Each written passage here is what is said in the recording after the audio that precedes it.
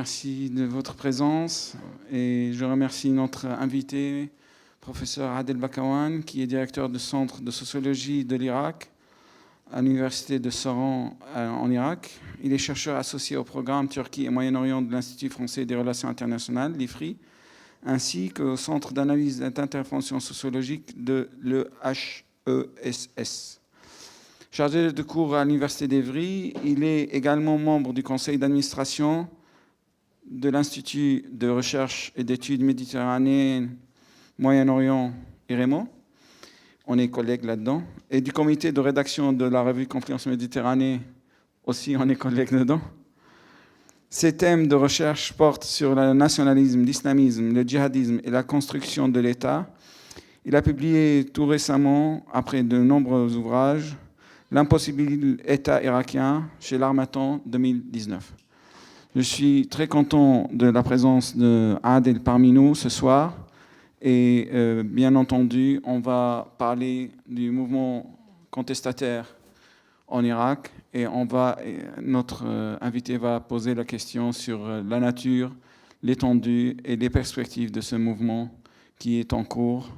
Et moi, il va vous parler pendant 20-25 minutes. Après, il y a 3-4 questions de ma part et on ouvrira le débat avec la salle.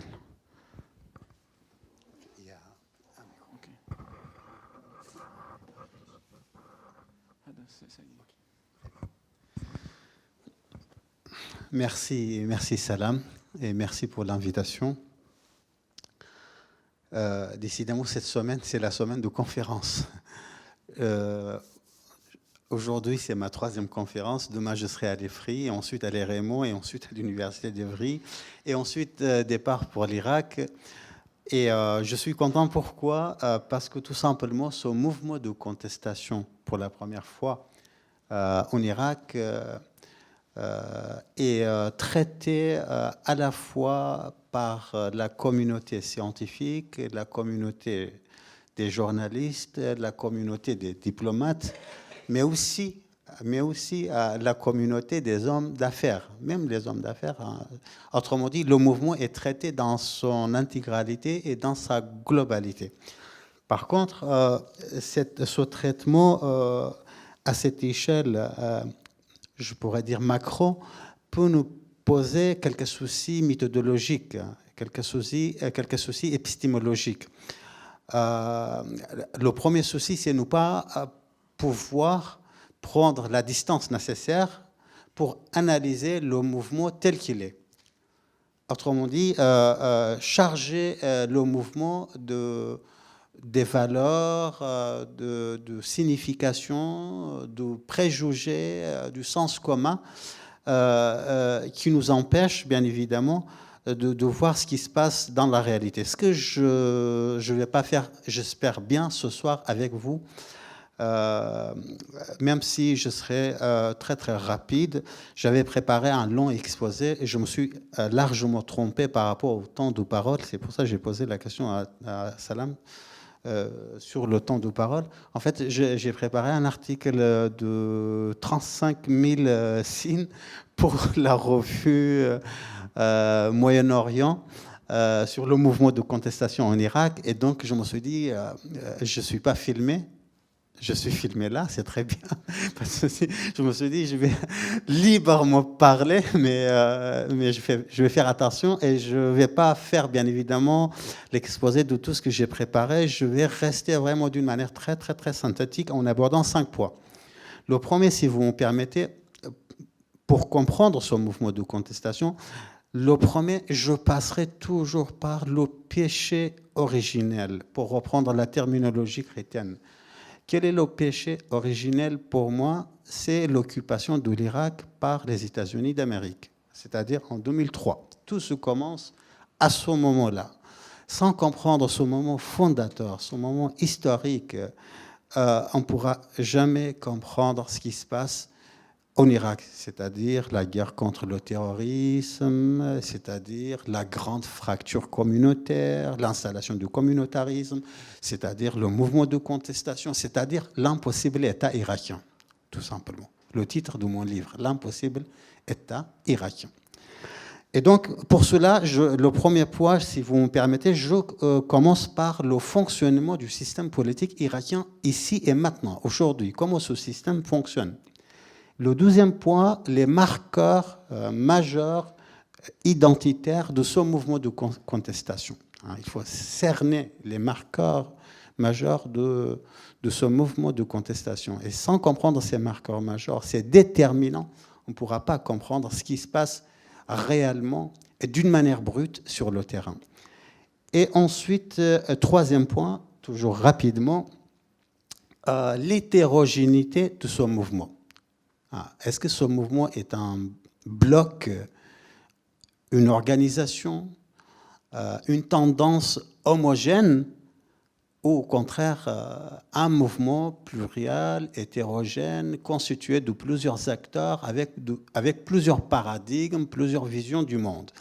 Voilà le troisième point. Le quatrième point, si on a bien évidemment le temps, j'aborde rapidement la stratégie du gouvernement, de ce que j'appelle l'État-milice.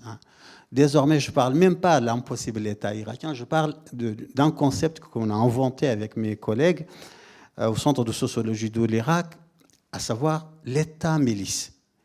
Pour moi, c'est le seul concept qui peut expliquer ce qui se passe aujourd'hui en Irak, au niveau de l'État.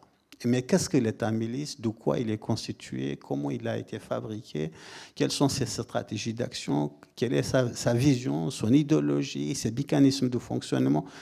On l'abordera rapidement et d'une manière vraiment très, très synthétique. Et ensuite, le dernier point, le cinquième, quelles sont des options pour sortir de cette impasse qui s'est imposée entre le mouvement de contestation d'un côté et le pouvoir, l'État-milice de l'autre. Ça vous convient comme programme? Voilà. Et donc, le fonctionnement du système politique irakien. Dans certains pays, le communautarisme s'est institutionnalisé, c'est inscrit dans la Constitution. En Irak, vous avez un État qui fonctionne selon ce système, ces répartitions, ce principe communautaire sans aucune légitimité constitutionnelle. À ce jour-là, vous avez dans le sud la communauté, je dis bien politique, la communauté politique chiite, dans le centre, la communauté politique sunnite, dans le nord, la communauté politique kurde. Selon ce système de répartition communautaire, quoi qu'on fasse, et dans tous les gouvernements, de Ayad Alawi 2004 jusqu'à Adel Abdel-Mahdi 2020, il y a toujours 50% de postes au sein de l'État pour la communauté chiite. Quoi que vous fassiez, quoi que vous disiez, qui gagne les élections, qui participe aux élections, qui forme le gouvernement, cela n'est pas un problème. Par contre, le système politique, il y a 50% de postes consacrés à la communauté chiite, directement pour la communauté chiite. Il y a 25% de postes au sein de l'État consacrés à la communauté sunnite. Pour la communauté sunnite, 20% pour la communauté kurde, 5% pour les petites minorités. Pourquoi j'aborde cette répartition communautaire des postes? Parce qu'il explique comme principe ce qui se passe actuellement au sein du mouvement de contestation. Qui a installé ce système communautaire? L'origine, bien évidemment, commence en 1921 avec Percy Cox. Lorsqu'il arrive, il impose une petite minorité arrogante. Ce n'est pas ma terminologie, mon expression. C'est l'expression du roi Faisal lui-même. Lorsqu'il arrive, il dit, voilà, nous avons installé dans son Muzakarat, qu'il a écrit en 1933, nous avons installé une minorité arrogante à la tête de cet État-là qui refuse toutes les concessions avec la majorité chiite, avec la communauté kurde, et qui veut monopoliser tous les pouvoirs pour elle-même. Donc ce communautarisme a quand même une longue histoire. Mais c'est à partir de 2003 qu'auparavant, il y avait uniquement une minorité qui contrôlait tous les aspects, tous les domaines du pouvoir. Mais à partir de 2003, la répartition communautaire est intériorisée autant que pratique, sans aucune légitimité constitutionnelle. Donc 50% pour les chiites, 25% pour les sunnites, 20% pour les kurdes, 5% pour les minorités. Seulement, en 2004, pardonnez-moi, en 2003, 13 mai 2003, Paul Bremer, l'administrateur américain de l'administration provisoire de la coalition, promulgue deux lois. La première, il s'agit de la débassification de la société et de l'État irakien. La deuxième, c'est le démantèlement de l'armée irakienne. Les deux lois promulguées par Paul Bremer ont mis entre parenthèses la totalité de la représentation politique de la communauté sunnite en Irak jusqu'à la fin de l'expérience de Daesh. Pourquoi? Parce que tout simplement, la majorité chiite a élargi cette loi sur la débassification pour arriver à ce que j'appelle dans mon livre l'impossible État irakien, à la désunnification de l'Irak. Autrement dit, même les éléments les plus modérés sunnites, comme Tariq al-Hashemi, comme Rafa al-Issawi et bien d'autres, ils étaient pourchassés par le système politique désormais contrôlé par la majorité chiite. Par exemple, un vice-président comme Tariq al-Hashemi, il est condamné à mort. Même aujourd'hui, il n'a pas le droit. Le vice-président de la République irakienne n'a pas le droit. Il doit vivre jusqu'à la fin de sa vie à Doha ou à Istanbul. Ou Rafa al-Issawi, le vice-premier ministre, condamné à mort, il n'a pas le droit d'entrer dans ce pays. Au même niveau qu'Abu Bakr al-Baghdadi ou les éléments de Daesh d'origine irakienne. Autrement dit, le processus de la désunnification de l'Irak ne faisait pas la différence entre un modéré comme Tariq al-Hashemi et un extrémiste comme al-Baghdadi. Le sunnite était coupable jusqu'à il prouver son innocence. Voilà. Jusqu'à fin 2014, fin 2017, la défaite de Daesh, avec l'accompagnement des États-Unis d'Américains, les pays de la coalition internationale, notamment la France, l'appui de la France est considérable pour la communauté sunnite, l'engagement de la France est considérable dans le territoire des sunnites, la reconstruction, l'université de Mossoul, tous les projets dans l'électricité, l'eau potable, etc. La France a accompagné cette communauté sunnite pour se réintégrer et récupérer sa part, c'est-à-dire les 25% du poste qui appartient à ça, qui est consacré à cette communauté. C'est pourquoi, le 12 mai 2018, ils sont massivement participé aux élections et ils ont récupéré leur poste. Les Kurdes, on sait très bien, je ne vais pas l'aborder en détail, c'est un État dans l'État. Depuis 1991, ils sont indépendants, presque indépendants. Pourquoi? Parce qu'ils ont une présidence, ils ont un gouvernement, ils ont une assemblée, ils ont une armée, ils ont un système d'économie, ils ont une cour de justice, ils ont des relations internationales. Enfin, même un arabe de Bagdad, pour aller à Erbil, s'installer à Erbil, a besoin d'en laisser passer. Or, un Français n'a pas besoin d'en laisser passer pour aller s'installer à Erbil ou à Suleymanie. Pour dire, les Kurdes sont déjà indépendants. Ils ont la totalité des postes au sein de JRK, le gouvernement régional du Kurdistan, et ils ont leurs 20% des postes à Bagdad. Par exemple, le poste de président de la République, les ministres, les ambassadeurs, les fonctionnaires, les directeurs généraux, les cadres dirigeants. Voilà, ils ont les 20%. Aujourd'hui, ce qui se passe dans le mouvement de contestation, écoutez bien, je passe au deuxième point, c'est que le mouvement de contestation, pour la première fois, n'est pas un mouvement communautaire. C'est-à-dire les chiites contre les sunnites, les arabes contre les kurdes, les musulmans contre les chrétiens. Non, pour la première fois, vous avez un mouvement de contestation. C'est un marqueur majeur qui n'est pas communautaire, qui n'est pas confessionnel.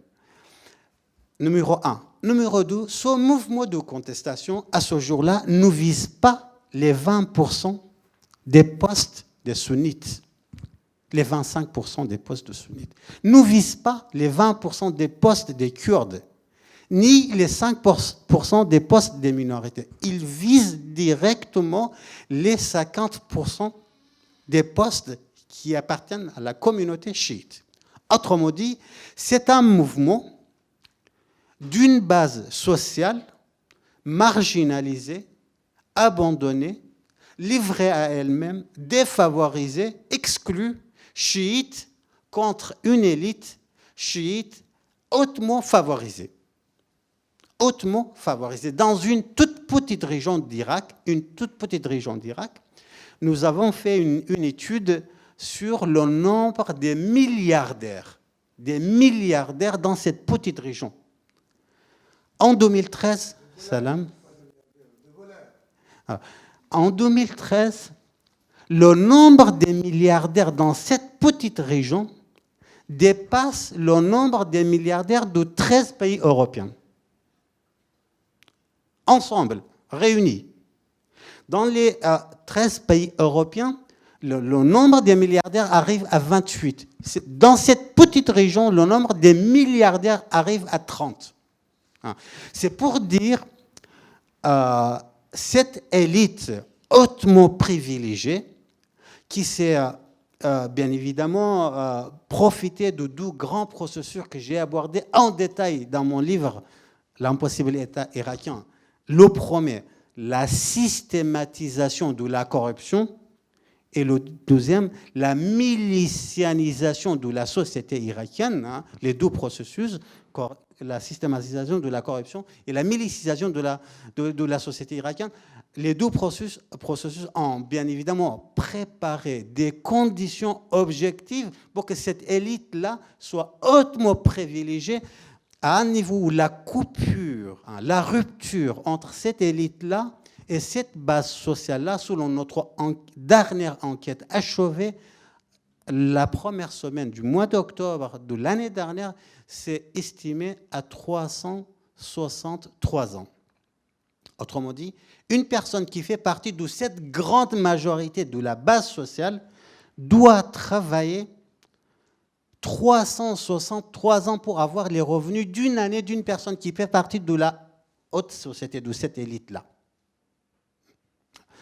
Alors, donc, ça c'est le deuxième marqueur. C'est que vous avez un mouvement de contestation d'une base sociale chiite qui vise directement une élite chiite en rupture fondamentale avec cette base-là.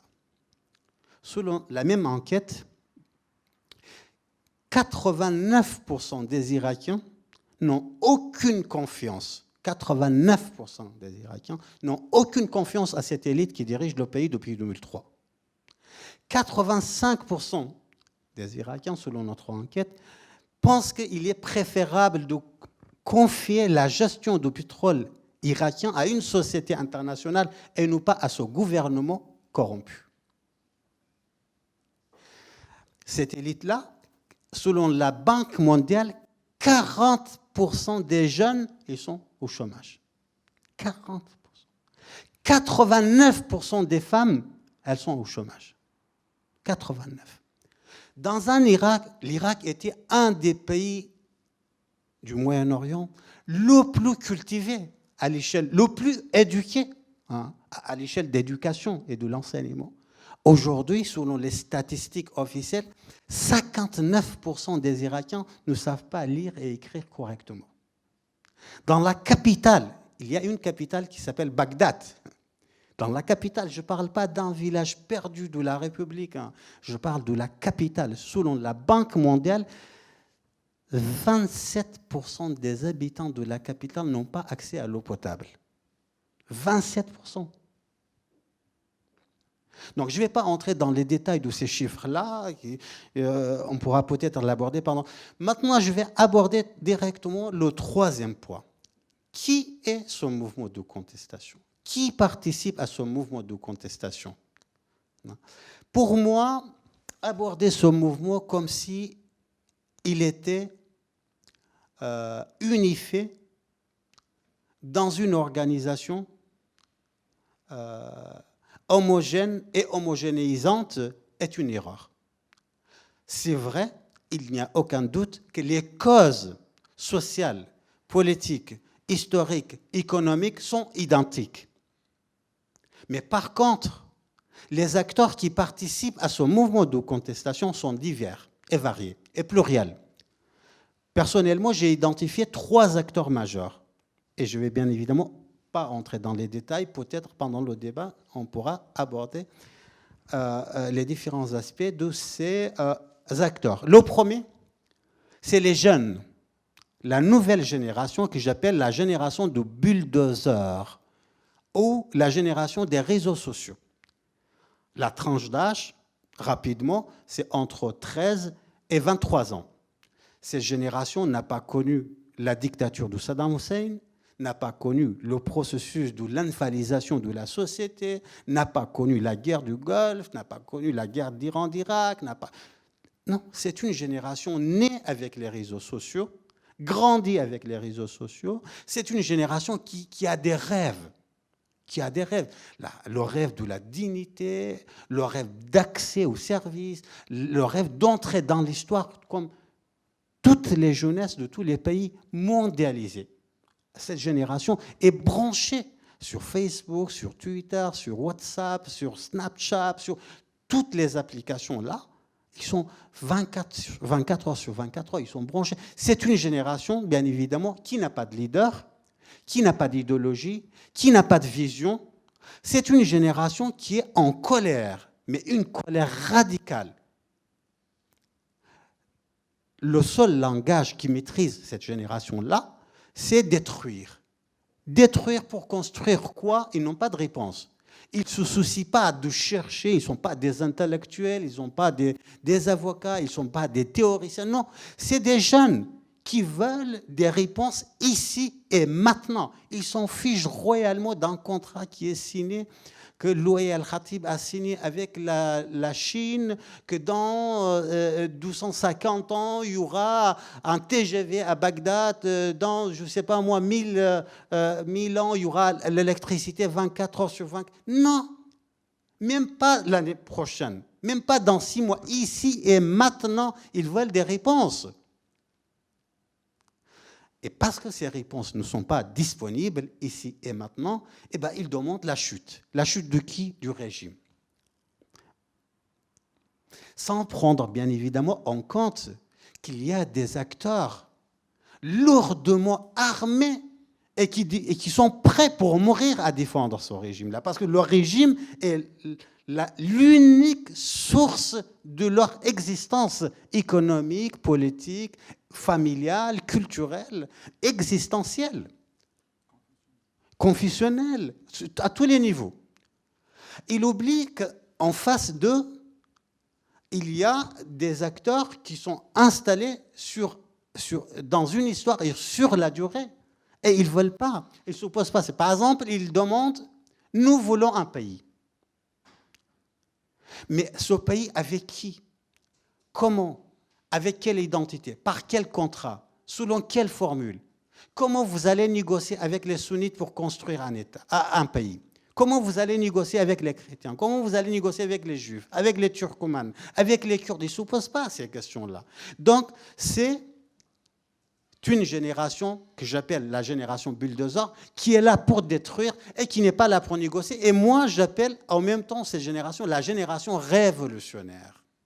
Et ils sont peut-être pas conscients de leur mouvement révolutionnaire. Et quand je parle de la révolution, je parle bien évidemment au sens d'Alan Touraine, hein, au sens de l'école tourainienne de la révolution et du mouvement social. S'il vous plaît, prenez mes explications dans ce cadre conceptuel. Peut-être ils ne sont pas tout à fait conscients, ils n'ont pas théorisé leur action, mais leur pratique de tous les jours entre ce qu'on appelait à un moment donné dans notre histoire la lutte finale. Ils veulent la lutte finale. Ils veulent finir avec ces élites-là, avec cet État-là, avec ce régime-là. Avec eux, aucune négociation est possible. Aucun programme est possible, aucune discussion est possible. Tout le monde est rejeté. Le deuxième acteur, j'appelle les Lénines sans parti communiste. C'est-à-dire quoi? C'est-à-dire les avocats, les médecins, les chercheurs, les professeurs d'universitaires, les étudiants en master, en doctorat, les journalistes, les activistes de la société civile, ils sont tous là, partout, à Bassoura, à Samawa, à Najaf, à Karbala, à Bagdad, dans toutes les villes où il y a la manifestation. Ces acteurs, pourquoi je dis les Lénines sans parti communiste? Parce qu'ils n'ont pas une base sociale, c'est vrai, hein, mais par contre, ils ont une vision assez claire par rapport à leur action.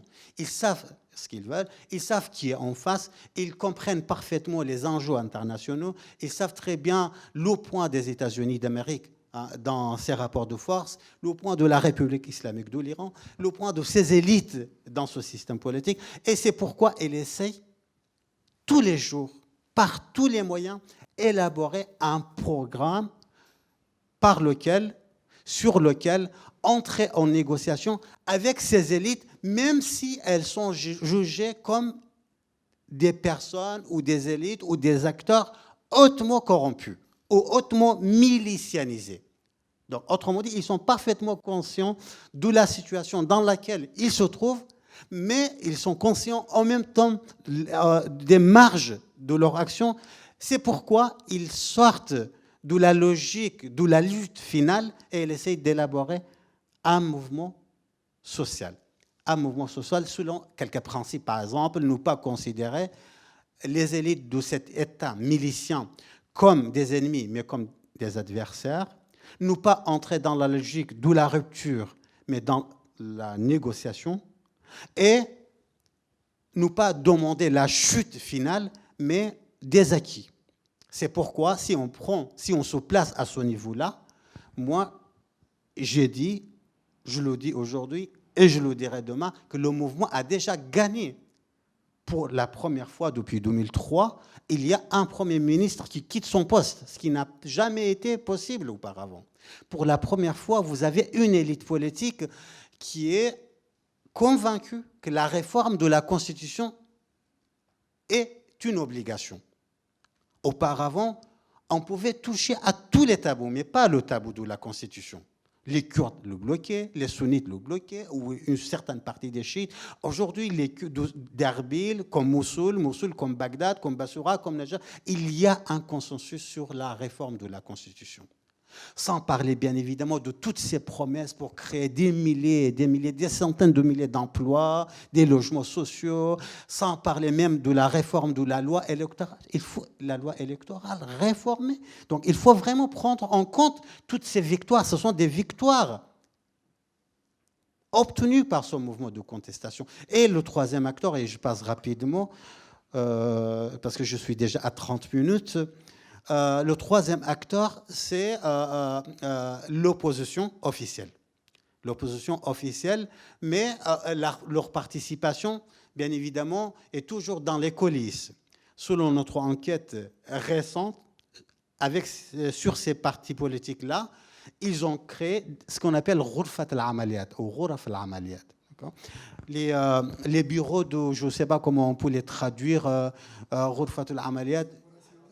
Voilà, c'est ça, les salles d'opération. Dans ces salles d'opération, c'est Ghurfat al-Amaliyat, il y a souvent les membres des bureaux politiques de ces partis, des sadristes, des hakimistes, des abatistes, mais aussi les anciens éléments saddamistes. Ils sont là et très, très actifs. Ils ont constitué des salles d'opération, des Ghuraf al-Amaliyat, pour orienter, réorienter, diriger, rediriger, analyser, reanalyser d'une manière permanente et quotidienne ce qui se passe sur le terrain. Et ils réorientent massivement leur base militante pour agir, je dis bien pour agir, sur ce qui se passe sur le terrain. Voilà les trois grandes forces, hein, et chacun avec un paradigme, chacun avec ses propres enjeux, chacun avec ses propres rêves et ses propres attentes, qui forment ensemble ce mouvement de contestation. La stratégie de la répression quatrième point, je vais vite, hein, pourquoi le gouvernement, pour la première fois, cet État milicien a adopté une stratégie de répression sans précédent. Comme le mouvement est sans précédent, la stratégie de la répression est également sans précédent. Pourquoi? Parce qu'à ce jour-là, on arrive à peu près à 600 morts, à 24 000 à peu près blessés et à 28 000 personnes arrêtées. Donc la répression est arrivée à un niveau très très inquiétant. Il y a plusieurs éléments, mais l'élément majeur, c'est l'imagination du complot. Pourquoi? Parce que tout simplement, avant le 1er octobre 2019, il y avait un consensus en Irak parmi les chiites, les élites kurdes, sunnites, comme quoi le pays est devenu le pôle de stabilité au Moyen-Orient, le pivot de la région, et que l'Irak joue un rôle fondamental entre la République islamique de l'Iran, l'Arabie saoudite, la Russie, les États-Unis d'Amérique. Tout le monde passe par Bagdad. Bagdad, comme si c'était un miracle. Hein. À ce Bagdad-là, jusqu'à hier, noyé dans la guerre civile. Mais vous savez, il y a eu au moins 200 000 morts. Le 12e pays le plus corrompu au monde. 410 milliards d'euros partis en corruption. Là. Hop, le pays devient le pivot du Moyen-Orient, le pôle de stabilité. L'acteur, l'arbitre, celui qui gère le Moyen-Orient. Tout se passe par Bagdad. Et c'est vrai, il faut le dire, en même temps, certains acteurs, sans nommer bien évidemment, je n'ose pas nommer, des pays du système international, avec beaucoup de courage, ils parlaient de cet Irak-là, qui a récupéré son rôle historique, que tout se passe désormais par Bagdad, et que Bagdad est devenu vraiment le pôle de stabilité, et il faut faire des affaires avec Bagdad, et il faut même confier nos djihadistes à cette autorité-là. Pourquoi? Parce que c'est un partenaire fiable. Jusqu'à, voilà, 1er octobre. Dans ce contexte, dès que le mouvement de contestation arrive, là, ces élites pensent directement au complot. Il y a un complot.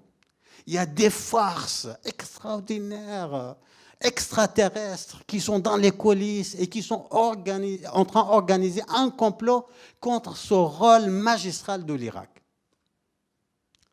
Et pour cela, ils vont alimenter, argumenter, chercher des arguments. Par exemple, l'accord qui a été signé avec la Chine, un accord global. Louaï Khatib disait, on a traduit sa déclaration, il traite le mouvement de contestation comme quelques idiots qui ne sont pas conscients de ce que nous sommes en train de faire pour l'Irak.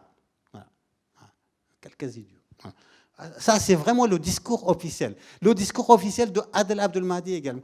Et donc, dans ce contexte marqué par cette imagination, cet imaginaire politique complotiste, et que l'État est en train de s'effondrer à cause de ce complot-là, il faut frapper.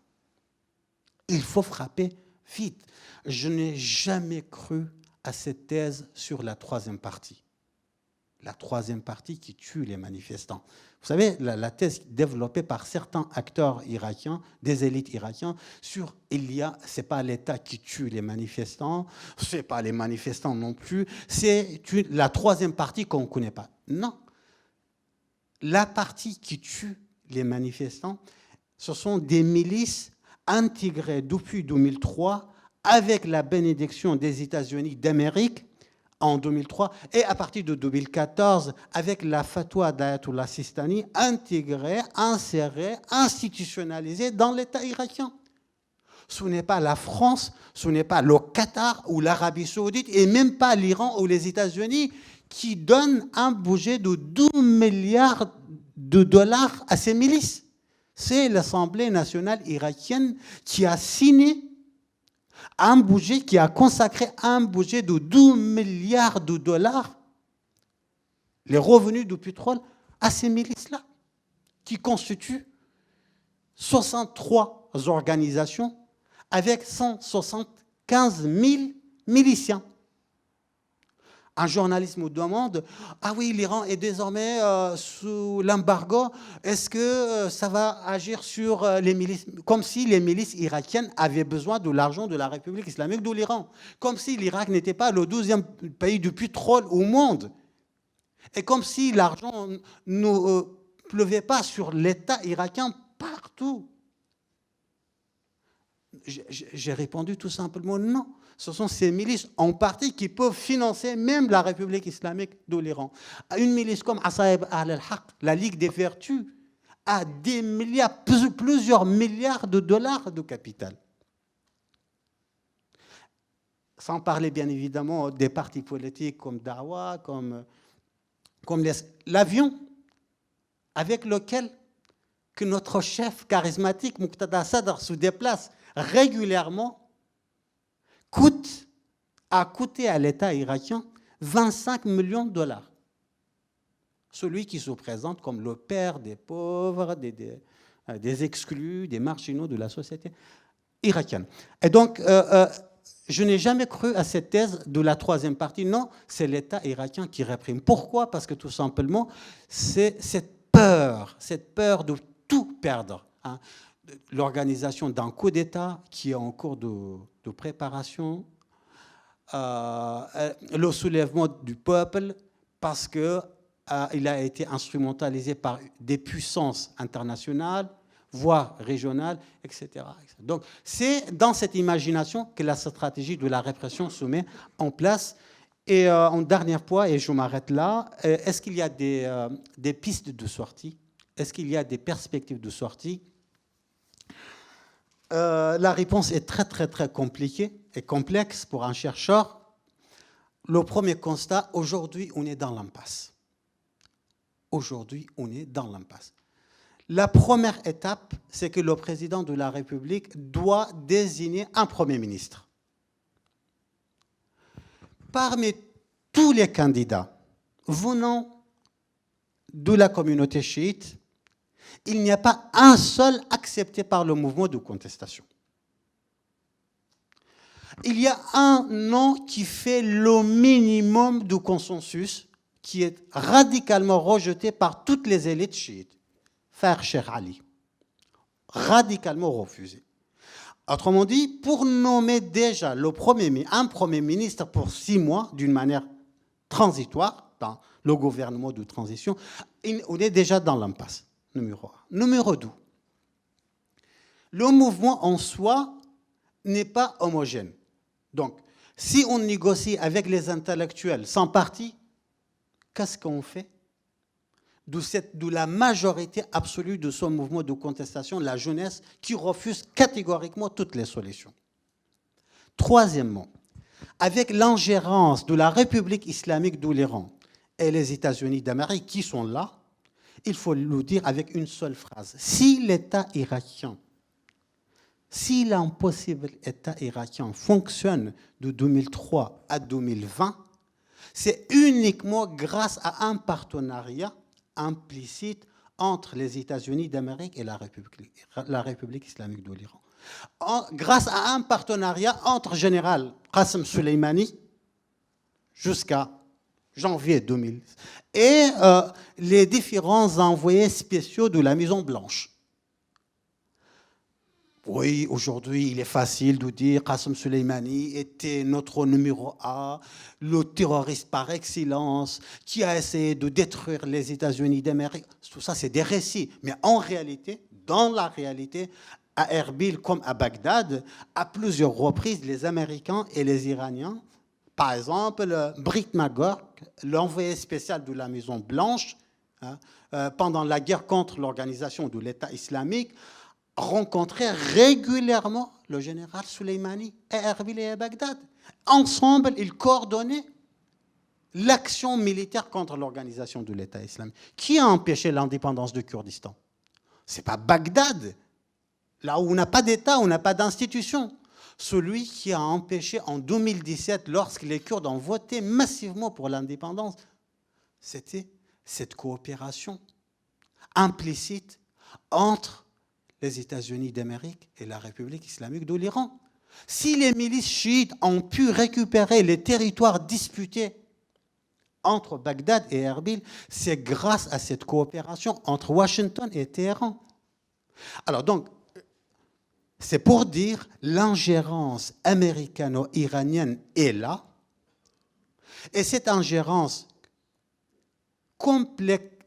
rend la situation tellement complexe qu'une sortie de cette impasse devient presque, je dis bien presque impossible. Vous avez un président de la République irakien qui n'a obtenu que 12 sièges. Mais avec 12 sièges pendant les élections de 2018, il est devenu président de la République. Par quel miracle? Comment? Vous avez un président de l'Assemblée nationale qui n'a obtenu que 6 sièges et il devient président de l'Assemblée nationale. Comment? Avec quelle légitimité? Vous avez un Premier ministre, Adel Abdelmahdi, qui n'a ni parti politique, ni aucun siège à l'Assemblée nationale. Comment il est devenu? Tout ça, c'est grâce à, jusqu'à 1er janvier 2019, grâce à ce partenariat. Mais par contre, et là je m'arrête, ce qui a changé pour l'Irak, c'était le 27 décembre 2018, lorsque Donald Trump arrive avec son avion à 1h du matin dans la base militaire Ain el-Assad. Et à 2h du matin, il fait une déclaration devant toutes les caméras du monde en disant que nous sommes là, et c'était pour la première fois qu'un président américain fait une telle déclaration. Nous sommes là en Irak pour un seul objectif: surveiller les activités de la République islamique de l'Iran dans la région. Le lendemain, c'était toutes les élites irakiennes à Bagdad, comme à Mossoul, comme à Erbil, elles étaient en panique. Pourquoi? Parce qu'ils savaient très très bien une déstabilisation. Ce partenariat entre Washington et Téhéran mettra à terre l'État irakien. Je vous remercie de votre attention.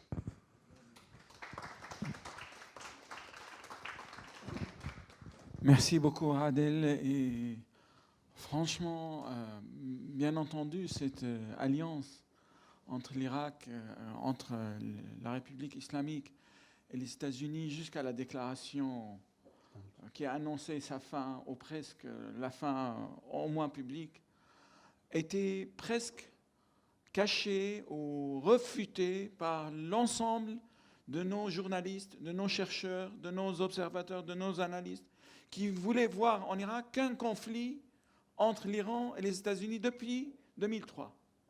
Et tu viens de nous montrer, preuve à l'appui, que ce n'est pas vrai, que ça a duré des années, qu'il y a eu une alliance implicite qui a donné lieu à cette déconstruction de l'Irak, destruction de l'Irak, et bien entendu, les Irakiens ont payé le prix. Il y a une phrase qui a été prononcée par un photographe libanais pour décrire la révolte du peuple libanais actuel. Il a dit: il est vrai que notre révolution n'a pas de tête, mais elle a un cerveau. Est-ce que cette phrase correspond aussi à ce que tu as décrit comme manque de perspective, manque de projet, manque d'organisation, manque de leader de cette contestation? Parce que quand on discute avec nos amis libanais qu'il est temps peut-être d'engendrer une certaine élite, pas élite dans le sens classique, mais des leaders de ce mouvement pour pouvoir négocier, pour pouvoir prendre l'initiative de quelconque sortie de la crise, ils nous disent c'est encore tôt, on ne veut pas, on refuse toute tendance ou toute volonté de s'accaparer de la représentativité de la mouvance. Est-ce que c'est pareil en Irak?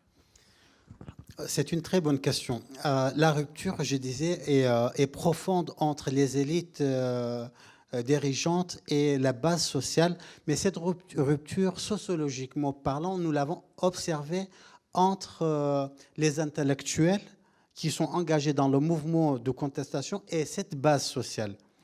Les intellectuels n'arrivent pas à se faire entendre, se faire comprendre, partager le même langage. Ils ont eu une autre socialisation, un autre accès à la culture, au langage, aux livres, à l'éducation, à l'université. Si vous voulez, c'est la classe, si on peut encore parler en termes de classe, la classe moyenne supérieure en Irak. Et cette classe moyenne supérieure n'arrive pas à partager ses codes avec cette base sociale tellement déchirée, tellement exclue, tellement en colère, qui fait qu'ils n'arrivent pas, comme au Liban, comme tu l'as si bien dit, partager cet imaginaire collectif, ce programme, cette vision. Non, le problème, c'est que cette rupture-là, cette communication qui est coupée entre ces intellectuels et la base sociale, à un point où, lorsque les intellectuels tentent d'envoyer une délégation à l'Assemblée nationale, le lendemain, même ces intellectuels, ils sont traités comme des collabos ou avec d'autres qualificatifs très, très péjoratifs de la part de cette base sociale. Avant de donner, parce que j'avais plusieurs questions, mais avant de donner la parole à la salle, je voulais souligner un reportage que Arte a diffusé il y a quelques jours sur Al-Hashd al-Sha'bi, qui est, à mon sens, qui n'a rien compris de la mission de Hashd al-Sha'bi. Pendant 1 heure sur Arte, qui est quand même une chaîne qui se respecte, Al-Hashd al-Sha'bi, c'est une milice qui a été créée ou qui existe, sa raison d'être, c'est combattre l'État islamique, Daesh. À savoir que Al-Hashd al-Sha'bi, comme tu l'as bien décrit, la milicianisation de l'État irakien, ils ont un rôle d'abord de combattre les Irakiens, les Syriens, les Libanais, avant même de penser à l'État islamique. Je ne sais pas si je m'abuse en décrivant Al-Hashd à ce point, mais peut-être il a aussi un rôle, il a joué un rôle, bien entendu, comme d'autres fractions militaires. Mais est-ce que ce Hashd al-Sha'bi n'a fait que combattre l'État islamique? Il y a 2 moments fondateurs dans la trajectoire des milices. Le mot Hashd, c'est nouveau, hein. Ça apparaît sur la scène politique irakienne en 2014. Mais par contre, l'histoire des milices et la milicisation de l'État irakien, c'est beaucoup plus long. En 2003, 13 mai 2003, lorsque la loi sur la dissolution de l'armée irakienne et la débassification de la société mise en œuvre, là, on avait le vide total. Il n'y a rien. Plus d'appareils de sécurité, plus de police, plus d'armée, rien du tout. À ce moment-là, les opposants au régime de Saddam Hussein reviennent massivement en Irak avec leurs milices, par milliers. Et ce sont ces milices-là qui seront par pôle primaire, c'est-à-dire par les États-Unis d'Amérique, intégrées et remplacées, qui remplacent l'armée irakienne, qui remplacent les appareils de sécurité irakiens, Aman, Istirbalat, etc., et même qui remplacent la régularisation de la circulation. Autrement dit, la milicisation de l'État irakien commence en 2003. Au moment où on n'avait ni Daesh, ni le terrorisme, rien du tout. Voilà. Le deuxième moment fondateur, bien évidemment, c'est 2014. En 2014, avec la fatwa d'Ayatollah Sistani, plusieurs organisations miliciennes sous forme, l'armée du Mahdi revient avec une autre appellation, Saraya Salam, les brigades de la paix, pour arriver à peu près à 63 milices. Bien évidemment, il ne faut jamais négliger le rôle de ces milices dans leur guerre contre l'organisation de l'État islamique. Mais leur mission ne s'arrête pas là. Leur mission est beaucoup plus large. Je te donne juste un exemple. tu as une province, une grande province comme Diyala. Sans parler de la Syrie, de l'Afghanistan, de la Libye ou d'autres pays, juste en Irak. Cette province à Diyala, auparavant, 75% de la population de la province était sunnite, avant 2003. À partir de 2003, la province a été majoritairement vidée par sa population et remplacée par les chiites. Et qui a mis en place ce processus de ce qu'on appelle en France le grand remplacement? C'est l'organisation de Badr. L'État n'existe pas. C'est l'organisation Badr de Hadi Amri qui dirige depuis 2003 la totalité de cette province qui a des frontières avec la République islamique de l'Iran, avec Bagdad, avec le territoire sunnite et avec le gouvernement régional du Kurdistan. C'est pour dire les missions de ces milices-là dépassent largement la lutte contre l'organisation de l'État islamique. C'est un État. L'État irakien n'est constitué que des milices. Ce sont les milices. Aujourd'hui, les 12 fractions majoritaires dans l'Assemblée nationale, c'est Sadr et Hadi Amri, n'est-ce pas? 54 sièges et 44 sièges, si je ne me trompe pas, si ma mémoire est bonne. Et ce sont les 12 qui forment le gouvernement, qui nomment le Premier ministre. Et bien, les 12 sont des organisations miliciennes.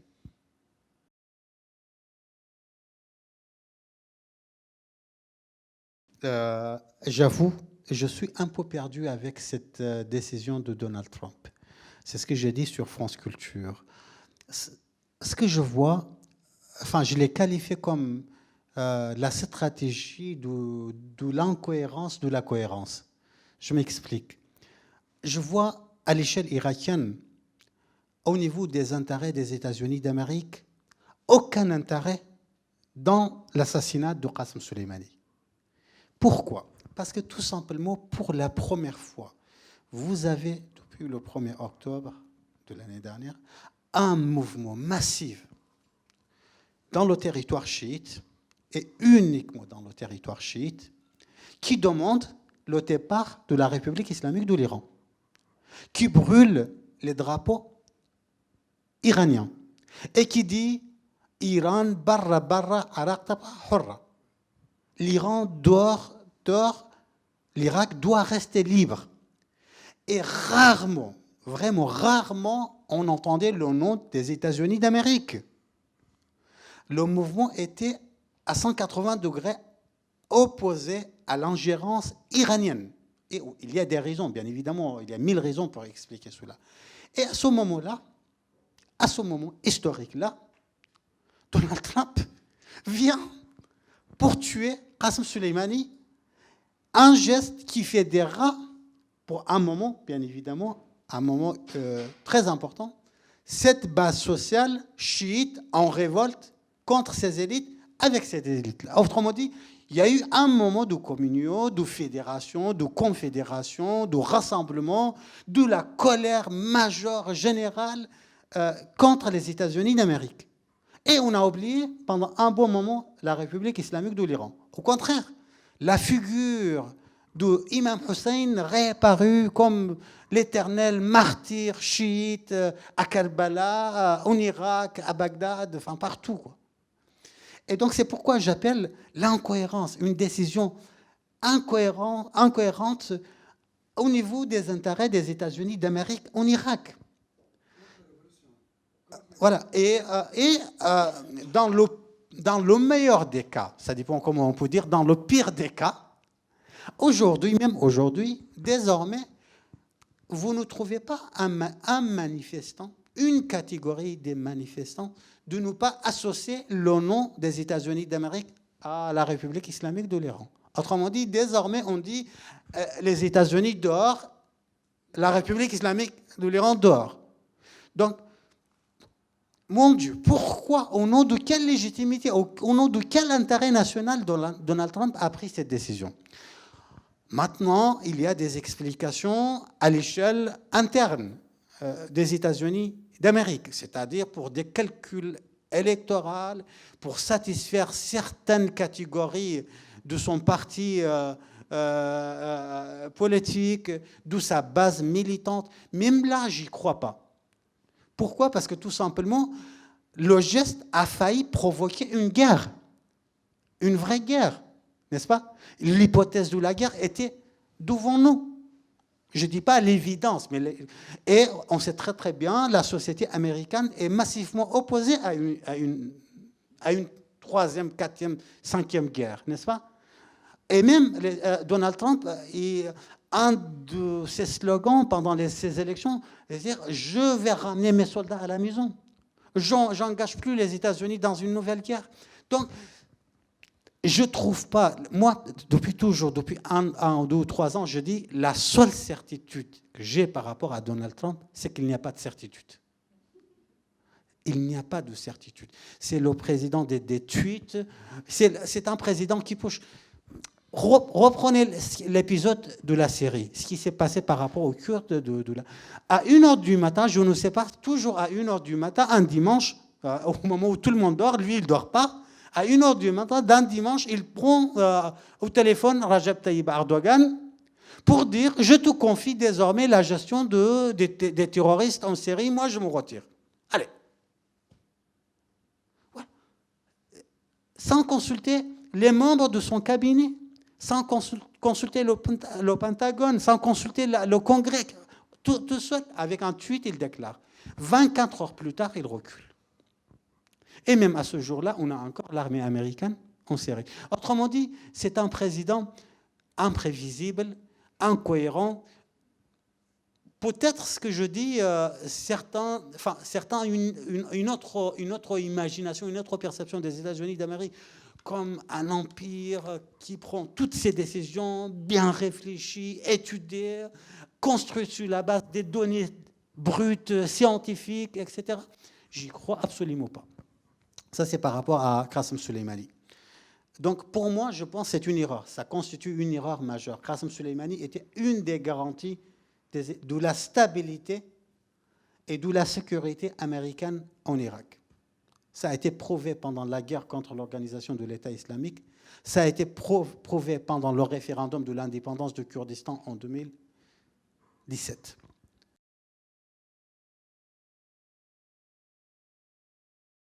C'est vrai, aujourd'hui, le mouvement est par définition chiite, se trouve dans le territoire. Je ne dis pas chiite, je dis se trouve dans le territoire. Ah, c'est moi.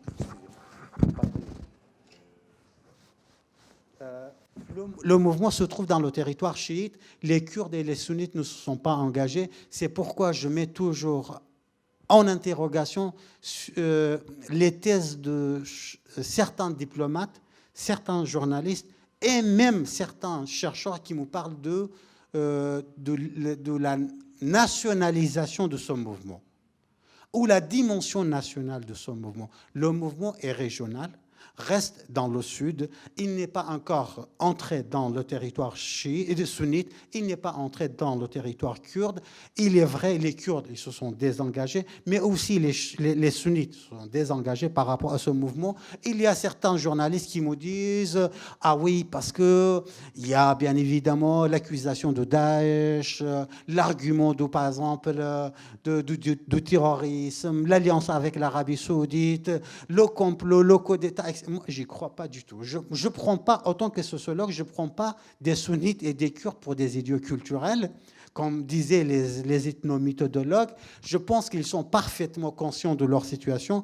La priorité des sunnites et des Kurdes ne sont pas encore partagées avec la priorité de cette base sociale en colère contre les élites chiites. Voilà, pour reprendre les choses-là. Malheureusement, ça prouve encore une fois que les Irakiens n'ont pas réussi, de 1921 à 2020, à construire un État, une nation, ce qu'on appelle en arabe « Umma Araqiya », avec une identité, avec une irakicité inclusive. Vous avez de 1921 à 2003 une petite minorité arrogante qui exclut, réprime, par une violence extraordinaire, la majorité absolue de la société irakienne, c'est-à-dire les chiites et les Kurdes, qui constituent à peu près 75% de la... À partir de 2003, vous avez une majorité chiite au pouvoir qui réprime par les deux processus de débassification et de désunification de la communauté sunnite. Autrement dit, et même au moment où on parle de l'iraquicité, c'est vrai, il y a certains chercheurs salam qui m'en parlent, ils disent, mais non, il y avait toujours une tendance nationaliste irakienne qui voulait construire une identité. C'est vrai, une identité, mais c'est toujours une identité irakienne, ou bien version sunnite, ou bien version chiite. Autrement dit, une identité nationale irakienne, c'est vrai, on voulait la construire, mais en excluant les chiites et les Kurdes, ou les sunnites et les Kurdes. Les Irakiens, à ce jour-là, ont besoin d'un contrat social. Un contrat social par lequel ils peuvent construire ce que j'appelle un référentiel national. Et un référentiel national qui permet aux chiites comme aux sunnites, aux arabes comme aux Kurdes de devenir irakiens. Comment peuvent-ils devenir irakiens? Voilà.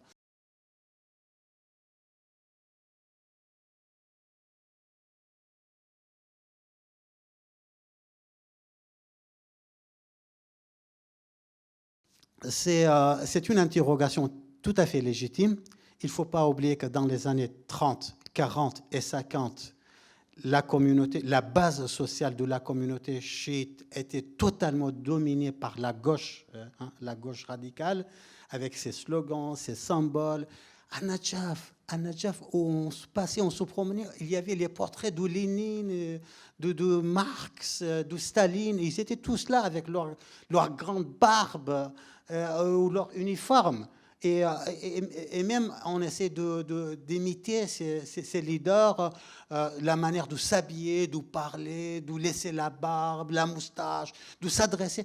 Autrement dit, il y a un marqueur historique de la gauche dans cette commune. Mais à ce jour-là, avec votre permission, et selon nos enquêtes de terrain, il n'y a aucune donnée, vraiment aucune donnée objectif qui nous oriente, qui nous indique sur un tel retour de la gauche dans cette communauté.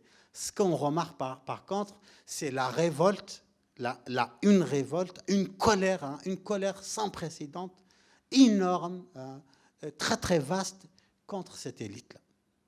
Mais bien évidemment, le grand souci, c'est le vide politique.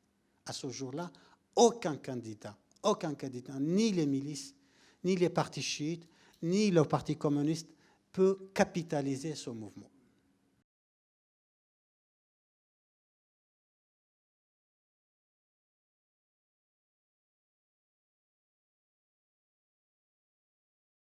Et non, c'est une très très bonne question, mais il y a eu le mouvement de contestation à la fois chez les Kurdes, chez les sunnites, chez les chiites. Il ne faut pas oublier qu'au Kurdistan irakien, en 2011, il y a eu un grand mouvement de contestation qui a été écrasé vraiment, avec beaucoup plus brutalement que ce qui se passe actuellement, mais pas au niveau de quantité, au niveau de qualité, c'était brutal de la part des autorités de GRK, et qui a fait, selon nos enquêtes de terrain, une migration de cette jeunesse engagée dans la contestation contre le système politique du GRK vers l'organisation de l'État islamique. C'est à partir de fin 2012, début 2013, on a remarqué cette présence forte des Kurdes de Daesh à tous les niveaux. On a même recensé à peu près 12 000 personnes. 12 000 personnes pour une petite société de 5 millions, c'est énorme. Quantitativement parlant, c'est énorme. Donc la présence de cette jeunesse qui n'a pas trouvé ni chez la gauche radicale kurde, ni chez les islamistes une réponse à leurs questions, ils se sont réorientés une bonne partie, pas tout le monde, vers l'organisation de l'État islamique. Et ensuite, il y a eu un grand mouvement de contestation chez les sunnites avant la montée en puissance de l'organisation de l'État islamique. Et 2015 et 2016, ils étaient là chez les chiites. Mais ce qui change, c'est deux choses. La première, c'est que le mouvement de contestation en 2015, surtout en 2015, début 2016, a été dirigé, administré, réorienté par Muqtada Sadr. Murtada Sadr a été perçu, conçu, accepté, intériorisé comme le leader incontestable de ce mouvement. Et il s'est installé dans la zone verte, peut-être vous vous souvenez, hein, n'est-ce pas? Ils ont occupé même l'Assemblée nationale irakienne. Ils ont pris pendant un moment en otage plusieurs membres, plusieurs députés. Hein. Et donc le mouvement était politiquement organisé. Mais là, vous avez un mouvement qui n'est pas politiquement organisé. Murtada Sadr lui-même, j'ai écrit un article pour France 24, pourquoi Murtada Sadr ne représente plus une solution pour le mouvement de contestation. J'ai cité toutes les raisons là. Et Sadr, au début, à un moment donné, il voulait descendre, il voulait participer à Najaf et à Karbala, n'est-ce pas? Mais tout de suite, il a compris qu'il n'est pas accepté. Il est rentré chez lui, mais par contre, dans les coulisses, il a envoyé sa base militante. Ça, c'est numéro 1. Numéro 2, il ne faut pas oublier qu'aujourd'hui, on est en 2020. Octobre 2019, on a à peu près 12 ans de distance avec la destruction de l'État islamique, n'est-ce pas? L'État islamique n'est plus là. Donc, par exemple, entre 2015, 2014, 15, 17 et 18, voire même 2019, on pouvait, en 2014, justifier cette milicisation de la société irakienne, cette militarisation. Vous savez ce que signifie militarisation de la société irakienne? C'est-à-dire que les milices deviennent un grand marché de l'emploi, voire, si j'exagère un petit peu, le marché dominant en Irak. Ce sont ces milices qui proposent l'emploi, la perspective d'embauche, un salaire, un poste, une reconnaissance sociale et même une intégration politique, une intégration sociale. Vous êtes intégré dans une milice, vous pouvez devenir député. Vous pouvez devenir directeur général d'un ministère. Vous pouvez même devenir un ministre. Vous voyez là? Donc les milices proposent des perspectives éducative, sociale, politique, économique, culturelle. Voilà. Cette milicisation a été acceptée à un moment donné au nom de la guerre contre l'organisation. Une fois la guerre est finie, on sait très bien que l'organisation a perdu le territoire. Là, les Irakiens commencent à s'interroger, à se poser la question par rapport à la pertinence, à la légitimité de ces milices-là qui contrôlent la totalité de l'État irakien. Ce sont les deux causes majeures pour moi qui distancient les deux phases du mouvement de contestation.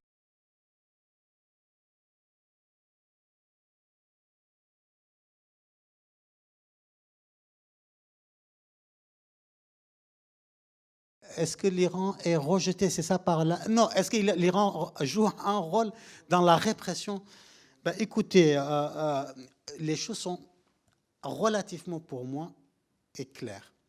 L'État irakien est un État milice.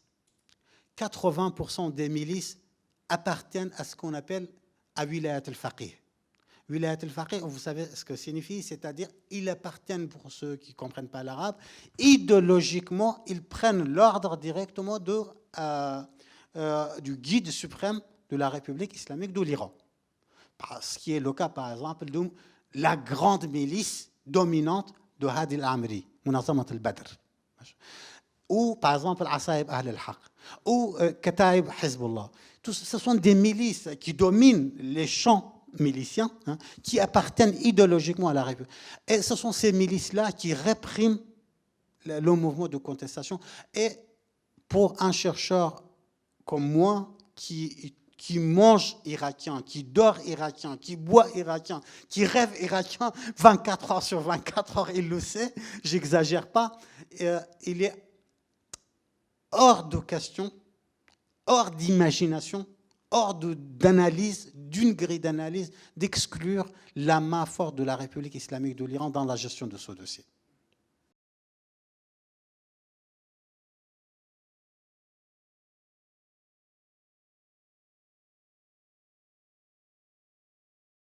À ce jour-là, malheureusement, je dis bien pour une fois, je me permets de dire malheureusement, le mouvement de contestation n'a pas pu forger une représentation politique.